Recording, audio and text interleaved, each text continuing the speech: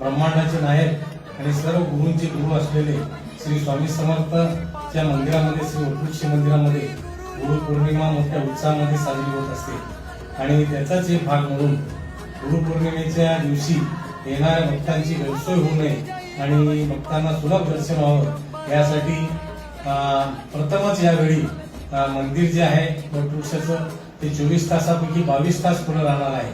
आणि मंदिराचा जो पालखी सोहळा आहे तो पालखी सोहळा संध्याकाळी 7 वाजता शेजारती आणि पालखी सोहळा होईल। साधारणतः ती 7 ते 8, सव्वा 8 पर्यंत ती पालखी सोहळा उरकला जाईल आणि त्यानंतर पुन्हा दर्शनासाठी मंदिर खुलं करण्यात येईल आणि साधारणतः 12 वाजेपर्यंत म्हणजे गुरुपौर्णिमा संपोष्टपर्यंत हे दर्शन स्वामी भक्तांचं राहील।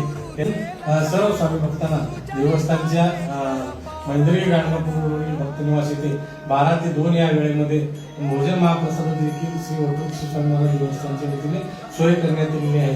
त्याचा देखील विश्वस्त समिती असेल, सेवक विभाग असेल, यांचं सर्वांचं मोलाचं सहकार्य लागणार आहे। पुजारी मंडळ असेल, पुजारी जे आहेत मुख्य पुजारी त्यांचं देखील सहकार्य लागणार आहे।